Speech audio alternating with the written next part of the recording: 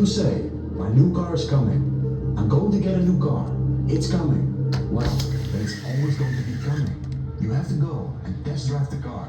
You've got to feel the car, you have to smell the car, then visualize being in that car.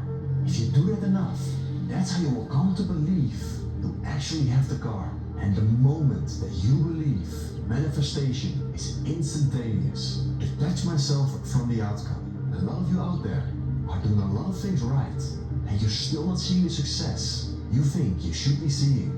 The problem may not be your system or your habits. You might be doing all the right things. The problem might be your expectation or your idea of what it should look like. This rule applies to anything, fitness, business, anything that takes a long time to succeed in. Instead of focusing on what am I doing wrong, that's not creating the results I want. Ask yourself, am I assigning to myself unrealistic or a downright inaccurate timeline for what success should manifest into?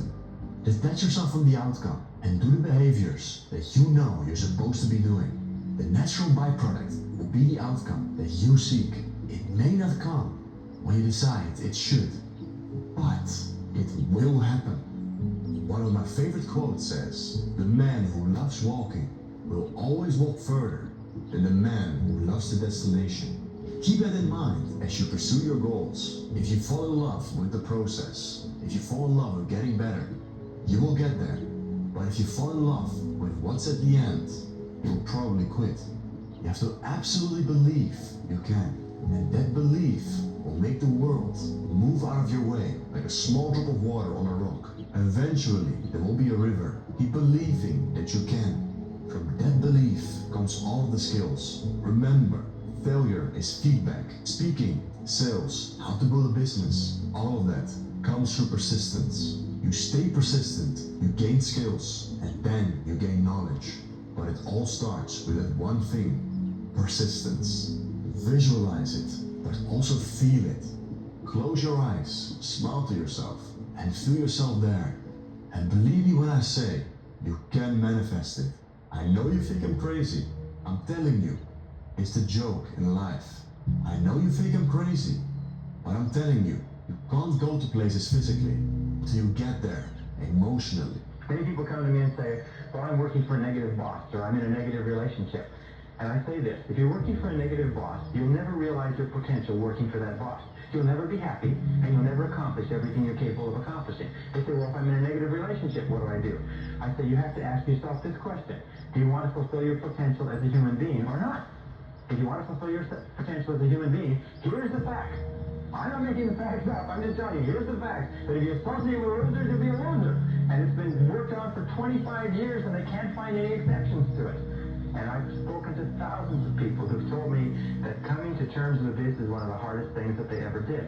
Because sometimes it means that you have to say goodbye to family, say goodbye to friends, say goodbye to relatives, say goodbye to relationships. The sooner you do it, the better. Visualization is used by everyone. From Lewis Hamilton, driving his car around the track, to David Beckham before he takes a free kick. Visualization is the art of sitting in one place. Close your eyes and visualize it. What's the track going to look like? What's that turn going to feel like? How that ball is going to move. It's visualizing the process, not the result. And that's what's fascinating. Western society has made it all about visualizing the result. Visualize yourself at the top of the podium in the goal. But the smartest people in the world are visualizing the process and the work and the journey. If you can see it in your mind, you can hold it in your hand. If you can see the vision of what you want in your head, the chance of holding it in your hand is exponentially higher, because you can't physically hold it in your hand before you actually see it in the mind. How is it going to feel when your dreams become a reality?